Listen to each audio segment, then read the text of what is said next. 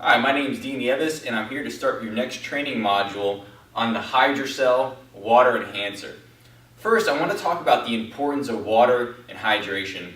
As trainers and wellness specialists and wellness professionals, I know we understand the importance of hydration and staying hydrated throughout the day, especially upon waking up, before your workouts, and of course immediately after your workouts. But let me touch on some of the few key things about water that some people might not know about. Your body is made up to 70 to 80% of water, so you're mainly made of water. Your brain is in fact almost 80% comprised of water, so your brain and all your cognitive function is really controlled by water as well. Not only are you made up of water, and many of your components are, some of the components that make up your body are also mainly made of water, like your blood, your muscles, and again, your brain as well. Dehydration affects not only how you physically perform, but also how you mentally perform. It affects your cognition and how your brain functions as well. Both physical and mental performance can be disrupted, even at a 1% state of dehydration. And if your body is 10% dehydrated, you're basically having a heat stroke at that point. So again, staying hydrated is extremely important, not only for your physical capabilities, but for your mental capabilities and mental health as well.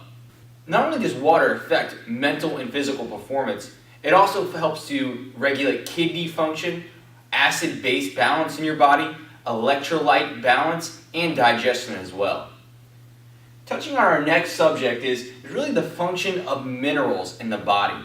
And minerals basically help to regulate that acid-base balance and help you retain the water and really help water function properly. Not only do minerals help to regulate that acid-base balance, they also provide an electrolyte balance, which is key to not only mental performance, but also allowing muscles to contract properly and prevent them from cramping. And this brings me to my next topic, which is issues with our environment and our diet. There's a lot of problems with the Western diet, but there's a lot of issues about our environment, and that includes our water sources. A lot of our water is contaminated and contains a lot of byproducts that are estrogenic and toxic for the cells. But also our soils no longer carry the same nutrients that they once did. And this actually, how this affects our health is now the plants are no longer getting the same minerals and nutrients from the soil because the soil is not as nutrient dense as it once was. Herbicides and pesticides have dramatically affected the health of the soils and therefore had limited the amount of minerals and nutrients that get into our raw foods, especially our plants. This in turn affects us when we consume plants and they no longer contain the same micronutrients that they did or once did. And also the animals who consume these plants and plant matter no longer carry the same nutrients in their body as well. This can cause the animal's meat to no longer have the same omega-3 content as it once did before. There's also major issues with our Western diet. The majority of Western diets, or American diets, are rich in foods that are highly acidic. What I mean by that is foods that are grains, nuts, and meats. A lot of the Western diet revolves around these elements and limits other elements that are alkalining or basic. An example of a food that is alkaline for the body or causes your body to become more basic would be raw green plant matter or leafy green plants as well. Currently, the American diet does not consume enough of these raw vegetables and leafy greens and consumes way too much of nuts, roots, seeds, and things like animal matter. And these things are highly acidic for the body and they cause chronic acidosis, which means your body is chronically acidic. Healthy blood levels or pH levels in your blood or acid-base levels in your blood are around 7.35 to 7.45. 7.0 is neutral acid-base balance, where 0 would be the most acidic and 14 would be the most basic elements. So things like electrolytes, ammonia, calcium, which is things like on the other end of the spectrum, which are a 0 to 1 or 2 or 3 pH, would be things like citric acid, battery acid, and other highly acidic elements. So you don't want your blood to be acidic. Your blood is something that flows through all your internal organs, and when your blood can be acidic, that is basically like bathing your body in an acidic environment. And what that does is it causes your body to excrete calcium. When you're chronically acidic, when you're suffering acidosis, which is being chronically acidic, your body secretes calcium to neutralize that acid. Calcium is very basic, and it's going to try to neutralize that acid. So what happens is when you deplete your calcium from your bones, it affects your mineral density or your bone density for your body. So by constantly consuming acidic things and being in an acidic environment or having acidic blood in your body, what it can do is it can strip mineral density from your bones. Not only can it strip mineral density from your bones, but this can lead to some severe issues, which are kidney stones. So some of that mineral density that's removed from your bones to neutralize that acid can get displaced in other places in your body and cause some really significant health ramifications for you as well. And so basically, what else alkalines your body is minerals. Minerals play a major role in alkalining your body, and so do electrolytes. So it's key to get electrolytes and minerals in your body to neutralize that acid and stop that acid from building up in your body.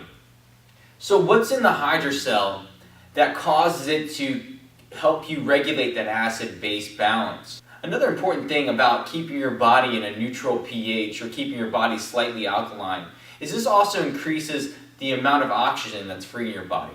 Oxygen is the key to life. You can only live a matter of minutes without it, and it helps to nourish the cells and also to carry out a lot of bodily reactions in your body. And when your body becomes acidic, you have significantly less oxygen flowing in your body. And when you're constantly acidic, you got to think how this translates to you doing endurance or stamina-based activities.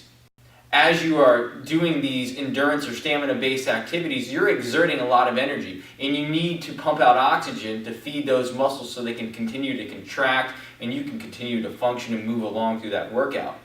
Well, if you're acidic and you're producing far less oxygen than you were before, that can really cause detriments to your endurance and your stamina, as well as your recovery post that workout as well. So that's something to think about when not only does being acidic or having acidosis cause you to have health ramifications, it affects how your body performs. It really affects your stamina, your recovery. It causes more inflammation to be held up in your body. So those are some things to think about as well when you're thinking about maintaining an acid-base balance or having your blood be slightly alkaline. So what's in the hydrocell that regulates that acid-base balance in the body? Well, there's minerals and electrolytes. There's actually 74 ionic colloidal minerals. And what that means is these are small particle minerals that are able to permeate in the cell very efficiently. Saltwater-based minerals do not permeate into the cell as efficiently as plant-based minerals. So that's why we have a plant-based mineral complex, so it can be more easily absorbed by the body and utilized by the body. Since saltwater molecules are larger in structure and minerals are larger in structure, they don't permeate into the cell as well as those plant-based minerals do.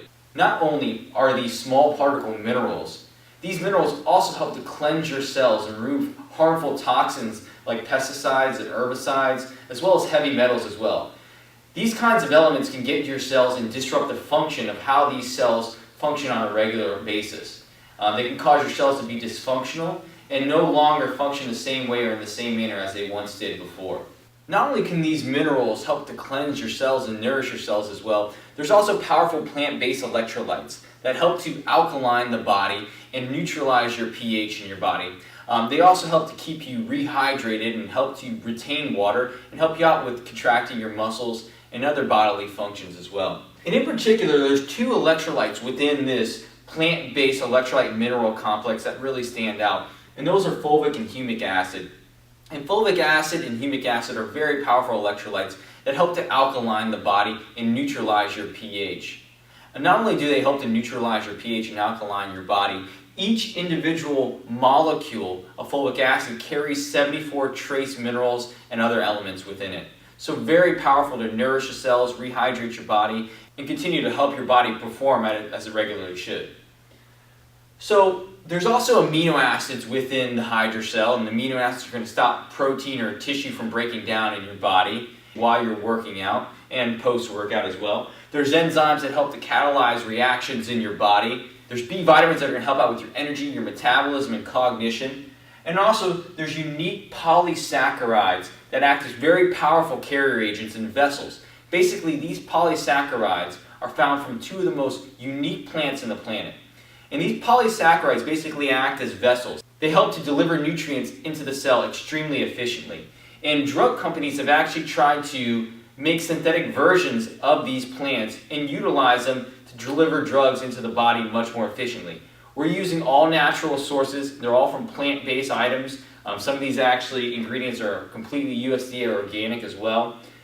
So these are all done in their natural way as nature intended them to be. They're non-synthetic, meaning our formulas are completely non-synthetic. And in particular, the two plants I'm speaking of are aloe vera and goji berries, or the lycium berry or wolfberry, or the aloe vera plant. Both of these plants carry these unique polysaccharides within them. And both of them are both of these plants' polysaccharides are very powerful carrier agents. Independently on their own. But when used in combination, they can really enhance the absorption of whatever nutrient is taken in conjunction with them. And basically, I'm going to give you a little bit of background on these plants. Both the aloe vera plant and the goji berry plant live in very harsh, rugged conditions. And not only do they live in very harsh, rugged conditions, they thrive in those harsh, rugged conditions. So how do they do that? Well, basically, these polysaccharides that are in the plant, naturally occurring within the plant, they're such powerful carrier agents and magnets that they essentially draw all the nutrients that they can right out of the soil. So anytime nutrients come in contact with this plant, they pull it right out of the soil. And not only are they able to absorb these nutrients very efficiently, they're able to utilize them very efficiently within the plant. So not only is this plant able to survive these harsh conditions, both of these plants are very nutrient dense. I mean, aloe vera, there's a lot of people that have aloe vera plants growing in their yard. They know when they come in from a sunburn, they use aloe vera on the skin to heal themselves from the sunburn, so they know how powerful the healing capacity aloe vera gel is. So this plant's able to survive, and not only survive in a harsh condition, but really thrive in that harsh condition. And on the other end, you look at a goji berry. Well, a goji plant is able to survive in these crazy harsh conditions, be almost at a temperature of negative 20 degrees at nighttime, and then go to the other extreme to 100 degrees Fahrenheit on the other end of the spectrum in the middle of the day, and it's able to survive in these conditions. And not only is it able to survive in these conditions, the goji berry, the berry itself, is extremely nutrient dense. I mean, you eat one cup of goji berries and it has 35 grams of protein in it, to give you an idea of how nutrient dense a goji berry is. And the data behind goji berries, also with improving eyesight and acting as an antioxidant, are incredible. So there's another example of a plant that's able to survive in these harsh conditions and thrive. And it's all due to these polysaccharides. And basically, when you get the polysaccharides out of these plants, like we've been able to do, and put them into a formula like this, everything that you take with this formula, you're going to get better absorption with it. So you take it with caffeine, you get better absorption with it. You take it with any and all of our products, it's going to increase the absorption of those products as well. We also have Shilajit in this product. And Shilajit is where our mineral complex comes from. And basically Shilajit is highly compressed mineral matter. And it basically comes from high altitude areas. So highly compressed mineral matter that's been condensed down over an extended period of time. And that's plant matter that's been decomposing. This is basically a full mineral complex derived from high altitude areas, and we actually get ours from the Himalayan mountain range. And that's why you see, this is a perfect example of why you see at the base of every very volcanic area, or the base of a lot of mountains, you see very fertile, very rich land. The reason is as water comes and streams down the mountain as ice and water melts down and streams across the mountain, it draws all those minerals to the soil. Remember I said that our soil is less mineral dense than it was before? Well, that's, traditionally that's the way, we look at the rest of the world. But in isolated areas where you're near a mountain, you get this runoff off the mountain that's highly condensed mineral runoff, and it makes the soil very nutrient dense, and it causes some of the best produce to be grown. That's why people are always living at the base of volcanoes. You look at Hawaii, you look at other tropical islands and things like that. Usually the best produce comes from those areas that are at the base of volcanic areas or at the base of mountains. And so Shilajit is that byproduct of that highly condensed mineral matter. Before it's run off, that's what Shilajit is. So it's highly condensed mineral matter, and it contains polyelectrolytes. And polyelectrolytes are very powerful carrier agents. And basically polyelectrolytes will deliver nutrients into the cell very efficiently, just as these polysaccharides do as well, and the same as folic acid does. And not only will they draw the nutrients into the cell very efficiently and make them more functional, they're also going to help to cleanse your cells. And the more clean your cells are from toxins and byproducts and other contaminants and processed foods, the better you are, more receptive you are to absorb nutrients into the cell and for them to function more in a proper manner. So all you have to do is drop a few of these droppers into an 8 to 12 ounce bottle of water, or you can treat up to a gallon of water with 2/3 of a dropper of water. And every serving you're going to get 74 ionic trace minerals and electrolytes to help to cleanse and nourish your cells and help you stay hydrated and help your body function properly and prevent your muscles from cramping and lactic acid from building up. But you're also going to get increased endurance capacity because you're going to have less acid built up in your body, so you're not going to have that lactic acid buildup when you're doing endurance and stamina-based events. That'll also help you have more oxygen to feed those muscles, so you'll be able to put on more strength and size and not have it affect your aerobic capacity. In addition to all that, you're going to get better delivery and absorption with everything that you take with it. So it's great to take with anything else, including our products. We completely recommend you utilizing this with our products. We tell everybody if you're going to take our products, you should probably take the Hydrocell Water Enhancer as well. Some of the best times to use it, you can use it in the morning immediately upon waking up. That's when I use it. Then I usually do a slow drip effect throughout the whole day. You can use it before you work out. You can use it the night before you work out or immediately before you go into your workout session. You can use it during your training session. I feel like for myself, it keeps me from declining throughout my workouts and just completely falling off halfway through my workouts. It seems like it keeps me hydrated and nourished through the workout so I can continuously perform at the same level throughout my entire workout. You can take it post-workout to immediately get hydrated after you work out. If you're dealing with bouts of extreme dehydration, you can immediately deliver it directly under your tongue and let it sit there and absorb in. But you can also, like I said, add it to your water, treat your water immediately, or treat your water throughout the day like I do. I do both. So there's two options for that. But that basically wraps it up for this training module. I want to thank you guys for sitting here and listening to this training module and getting all this information. And I look forward to the next training module. Thank you.